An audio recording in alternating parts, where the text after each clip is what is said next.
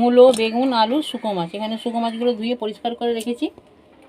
এখানে দিয়ে পেঁয়াজ বাটা, ছোটো সাইজের দুটো পেঁয়াজ নিয়েছি আমি, হলুদ গুঁড়ো, লঙ্কার গুঁড়ো, রসুন বাটা, জিরে গুঁড়ো, গোলমরিচের গুঁড়ো, স্বাদ মতো লবণ, সরষের তেল। এইগুলো সবকে আমি ভালো করে মাখিয়ে নেব।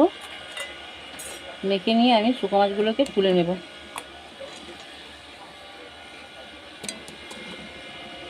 এখানে আলু দিলাম, মূলো কাটা দিলাম, বেগুন দিলাম,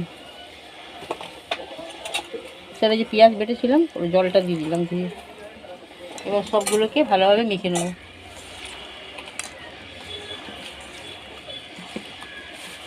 এখানে সব মাখা হয়ে গেছে। এবার আমি এক সাইড দিয়ে জল দিয়ে দেবো, এগুলো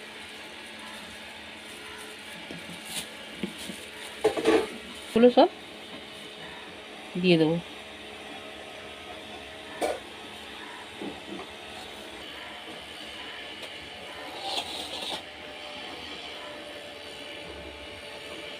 তিনটে ছেঁড়া কাঁচা লঙ্কা দিয়ে দেবো, ঢাকাটা ঢেকে দেবো। ফ্লেমটা লো করে দেবো, দিয়ে এবারে এটাকে বসিয়ে দিলাম। এটা মিনিট 15 পর আমি ঢাকাটা খুলবো। মিনিট 15 পর আমি ঢাকাটা খুললাম। এর আগে আমি একবারও ঢাকাটা খুলিনি।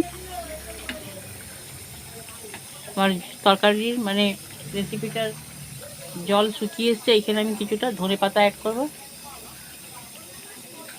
এখানে আবার একটু ঢাকা দিয়ে দেবো মিনিট 2 জন্য।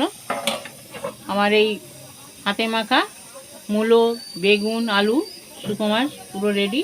আপনাদের সার্ভ করে দেখাচ্ছি। দেখুন বন্ধুরা, এখানে আমি সার্ভ করে দেখালাম আপনাদেরকে। এই রেসিপিটি যদি ভালো লাগে আর আপনারা ইউটিউব চ্যানেল থেকে দেখেন, চ্যানেলে নতুন হয়ে থাকলে আমার চ্যানেলটিকে সাবস্ক্রাইব করবেন, লাইক কমেন্ট শেয়ার করবেন। ফেসবুক থেকে দেখলে পেজটিকে ফলো করবেন, আমার সঙ্গে থাকবেন। ভালো থাকবেন, সুস্থ থাকবেন, আমাকে দোয়াতে মনে করবেন। আল্লাহ হাফিজ।